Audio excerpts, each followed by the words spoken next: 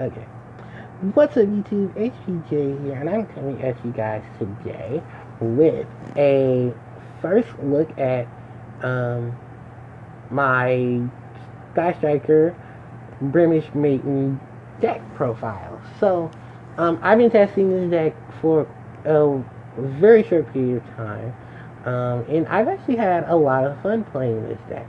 Um, Ironically enough, this is one of the most high tier decks in the game right now, and a lot of people are very much enjoying it. And I wanted to take my shot at it because when I found a lot of the cards online, a lot of them were on sale, and I was like, you know what, I'm going to go ahead and build. So that's pretty much what I did. Just as a startup, I haven't updated the system yet. I'm going to get a chance to next time. So when the deck fully changes again, and I do the next deck profile for it, I'll have a lot of the names will say Sky Striker Ace or Sky Striker Mech instead of Bremish Maiden or Bremish Mech. This is pretty much my deck. I'm going to go through it, give you guys my explanation for why I'm running specific things. You know how my deck profiles go. And I'm also going to include my side deck because this is very crucial now, how the side deck, a lot of cards in the side deck can easily play a main deck support when needed or if needed, or just how the strategies themselves go. I'll start off with my monster lineup. So the biggest monster that you're always going to summon, she's always going to have a lot of interactions in your deck, is Sky Striker Ray. In the OCG, she's Bremish Maiden Ray.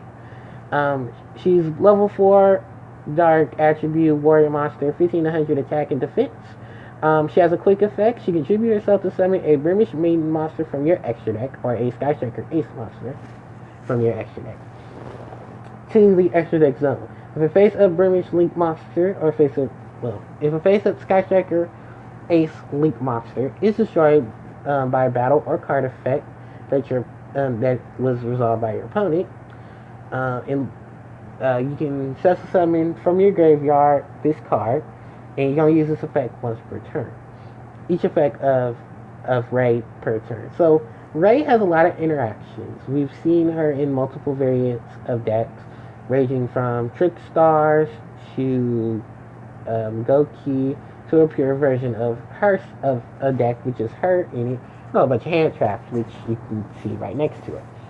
I like this card in the sense that it's a full powerhouse lady in destruction. It only takes one lady to get into another version of herself and then just wreck face. I love a lot of the combinations that she can possibly have the advantage of doing, and just the amount of support she has to follow behind her. Other than that, she's a standard level 4. She has a lot of interactions with a lot of level 4s. And there's just a lot of things that you can do with her that I haven't seen a lot of monsters do just off of one card. I mean, with the exception of Stratos. But we all see why Stratos is banned. So, in that same sense. So, it's a lot she can do. It's a lot she makes up for. So, for the rest of my monsters are pretty much hand traps, and they can verify for any hand traps you want to play. But the ones that I'm playing right now are, of course, the Ash Blossom in the Joyous Springs, Bella in her Haunted Mansion, and Droll and Lockbird. These technically are 3 of the biggest hitters that you can have. They work relatively well against Mirror Match. They work well against a lot of decks here and there, offensively, defensively, and they just really good setup stuff. So, I mean, if you want to run Ash Blossoms, you want to run Ghost Reapers, go ahead. It's all about your preference of what you want to play, what you think you'll run into, and how you want to play it. And also remember, you have a ton of access to your identity to do that. I just messed up my whole lineup of your extra deck and stuff like that. So now let's go on to all of the spells. So these Sky Striker spells, before I go into each of them, they all share this one unique effect. You cannot control monsters in your main monster zone to activate them. That is their biggest thing. So you're gonna be relying on your extra in your extra monster zone to really fill up your defenses. Now, in addition to that, they have an additional effect if you have 3 or more spell cards in the graveyard, and it does not exclude themselves. And a lot of them do not say once per turn. So if you can recycle and add them back to your hand or deck and get into searching for another copy of them, you are set. And that's why a lot of this stuff is where it is in terms of price. So do be warned that this deck does come at this hefty price, but with such good utility, you can see why it's where it is. So the big card we're going to talk about is Star Striker Ignition. Ignition says you can add any Brimish card from your deck except for a copy of itself. Then, if you control 3 or more cards in the graveyard, its additional effect is you draw one. So it's a draw card and it's a searcher all in one, and this is amazing. I really do enjoy this card out of a lot of them because of the fact that it's a draw card, and you can reset your hand. You can search off of it as well as draw off of it. So it's really helpful in that sense. Next to it is Afterburner. Afterburner destroys a face-up monster on the field, and if for its additional effect of 3 or more spells in the graveyard, you can destroy one spell card on the field. Now, although it has to destroy a face-up card, destroying a spell card really helps you because then you don't have to run MST. And also, it's an additional effect. Now, since we're going to speak of MSTs, let's talk about Jamming Wave. Jamming Wave targets a set spell or tap card on the field and destroys it. Then, for 3 or more spells in the graveyard, you can target a monster on the field and destroy it. So, you have Afterburner and you have Jamming Wave, which are pretty much one-shots of spells and traps. And then additional effects, they do what the other one does. So, you get a good ton of usage out of these cards. And it's really amazing how it just all rounds about the multiple spells and traps, the multiple spells you'll have for your grave. The next spell that I'm going to talk about is one of 2 of the quick play spells, and that is, well, they have 3, but I'm running 2 in the main deck. These are probably the most useful ones at this moment. The first one is Hornet Bite, where you can special summon a Brimish token. 0 attack, 0 defense, dark level 1 warrior in defense mode, but it can't be tributed. It's perfectly fine. If you have 3 or more spells in your graveyard, her attack and defense become 1500, which isn't too bad in a sense, because if you go offensive with her, she has some attack and defense to be useful with. But you can use her to make your Sky Striker monsters, because they're not excluding tokens, which is amazing. And then if you go into a lot of those situations where you need a monster to defend yourself, you just flip this over, get that monster, and bam, she's defending you. Next to her is the next quick play spell, and that is Anchor. Anchor is a combination of enemy control, no, not enemy controller, I would say Snatch and Steal, and Effect Veiler. Negate target one monster your opponent controls and negate its effect. Then, that lasts till the end phase. If you control 3 or more monsters in your graveyard, you can take control of that monster till the end phase. So you lock your opponent's monster effect, then you can steal a monster and then use it for your own use, or prevent them from using it to do something to where it can go trigger off an additional effect or 2. So this is a really good supportive card. It's a really good monster control card. It's a really good offensive and defensive. And I've had chances to use it in both cases, where I've locked my opponent out from using a card, using a monster effect, and I stole the monster so they couldn't do anything with it. Like, they couldn't special summon in response, or they couldn't link or exceed summon or synchro summon with that monster. The next spell we're going to talk about from just overall all of the Sky Strikers. We're going to talk about their field spell. Area 0. Target a card on the field, destroy it, excavate the top 3 cards of your deck. And if you excavate a Brimish card, you can add it to your hand, shuffle the rest back into your deck. And then, if this card is sent to if a Brimish card was excavated, target card in the graveyard. So I was reading that right. Then if a Brimish spell or trap was excavated, send the target card to the grave. Oh, okay, so it just sends it to the grave. Click, add it to your hand, shuffle the rest into the deck. Oh, all the other Brimish cards. So if you excavate other Brimish cards, you're sitting in the graveyard, but they're all spells at that point. So you're pretty much just filling up your spell cards. Now, the additional effect is, if this card is destroyed, you summon a Brimish maiden monster from your deck to the field. so you can easily get Ray to the field as soon as possible. And she can she can trigger her effect. You can get one of your spells. You can send spells that are Sky Striker. This is a really good field spell. Now the only reason why I'm running two is kind of because I want to fit in some more cards. But because of how all the cards react themselves and you have cards to search for stuff, you're not going to be too saddened by just running two of.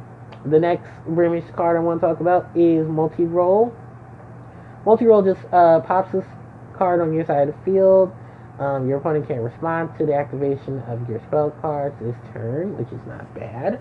And then during your end phase, you can set a British spell with a different name from the spells that you played this turn up to the number of spells you played this with Sky Striker / British in its name. So it's a good reset card. You can get reuses of a lot of your one ofs, and you can get a lot of their effects as well. And I only run one of it because I don't want to banish my spells, which is going to be the big issue. I can also see myself taking it out in general and just putting another card of the next card, which is Hercules base, into the deck. But the fact that it gives a freebie of popping cards isn't too bad of a deal, because that little card right above us, right here, yeah, that card's going to be seeing a lot of play in combination with a lot of the pop effects. So the next card is Hercules base, equipped to a monster that you can control, and it can attack 2 times. It can attack twice that turn, twice in the battle phase.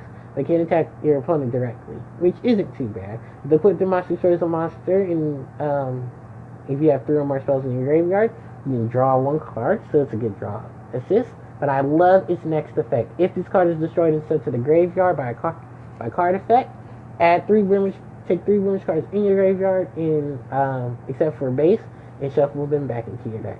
So it's a high average. It's a lucky axe. It makes your monster a double attacker. You can't attack directly, but that's perfectly fine because you can take out the monsters and then draw off of taking them out. It's a really good way to claim tokens. It's a really good equipped spell. I am thinking of running multiples of it.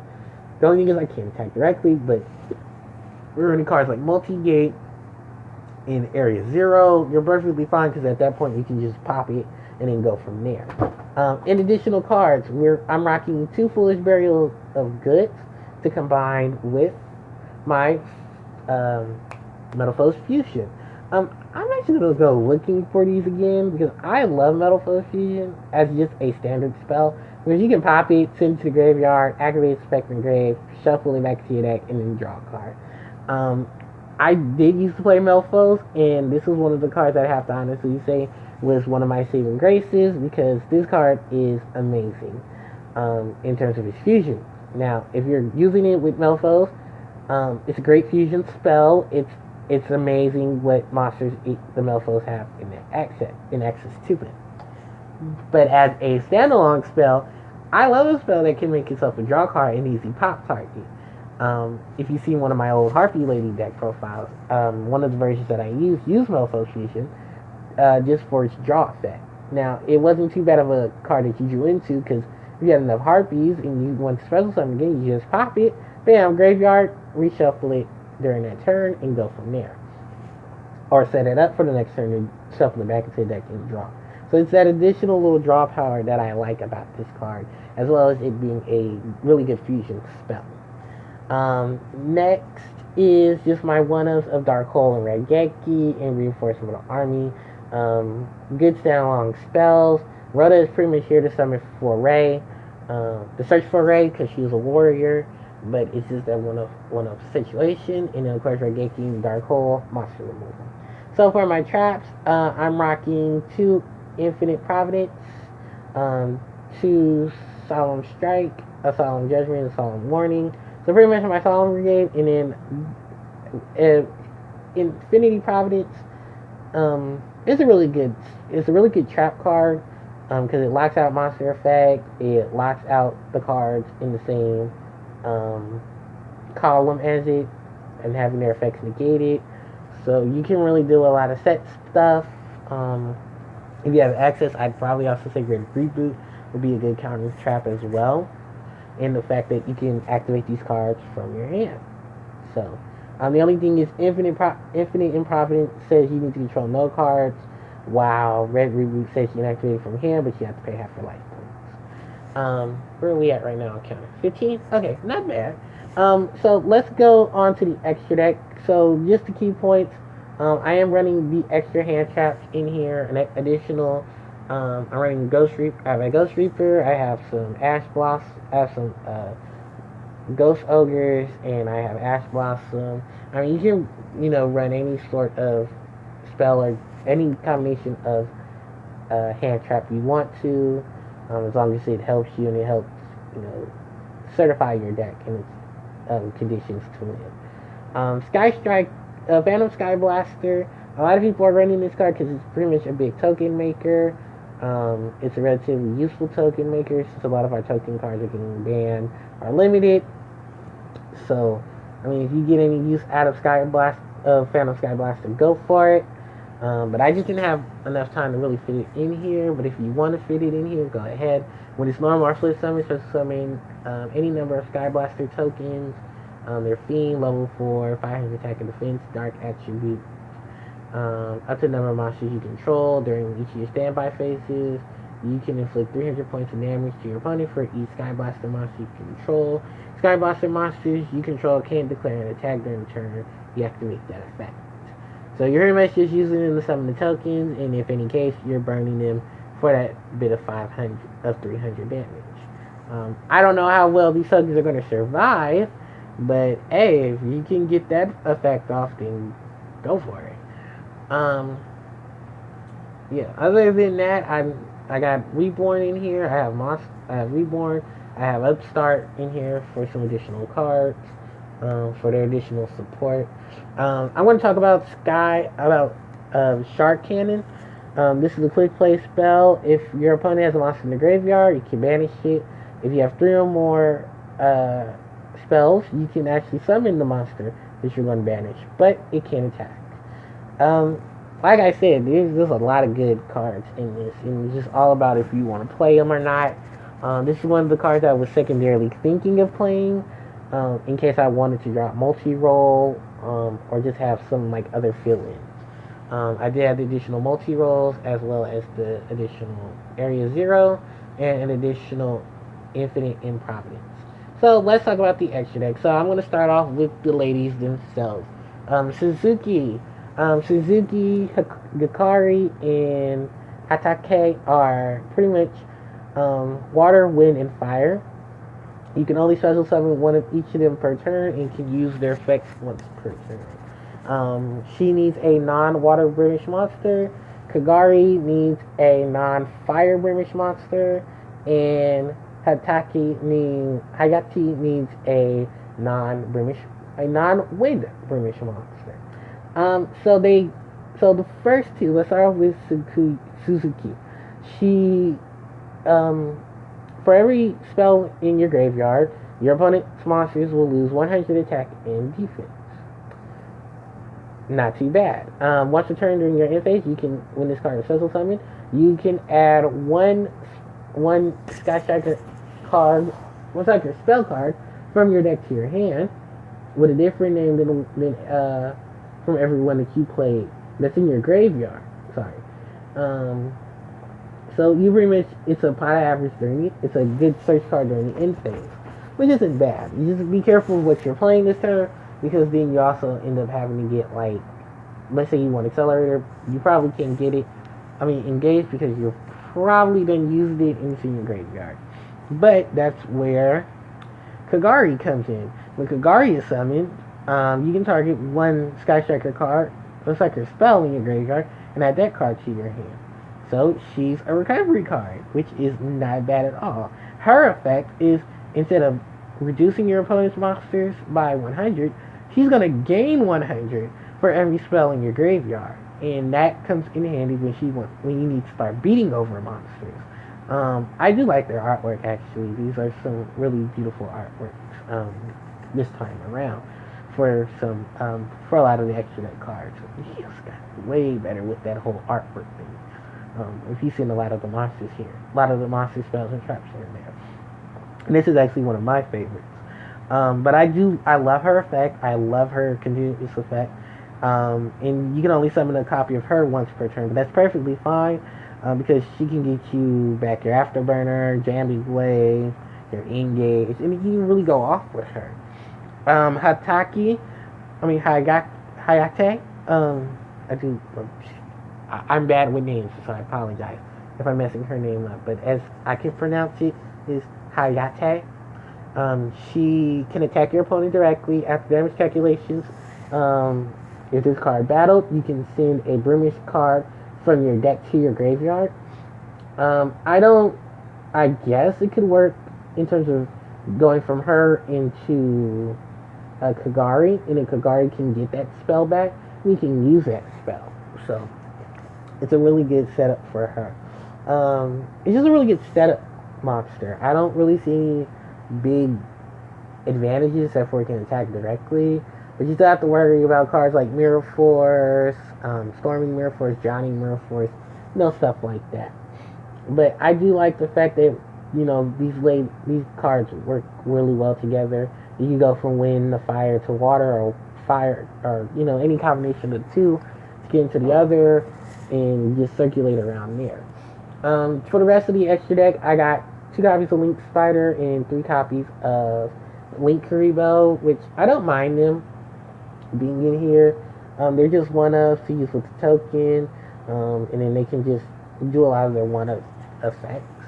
But the real reason why they're here is to help in addition to summoning Ceredra's Skull Dread.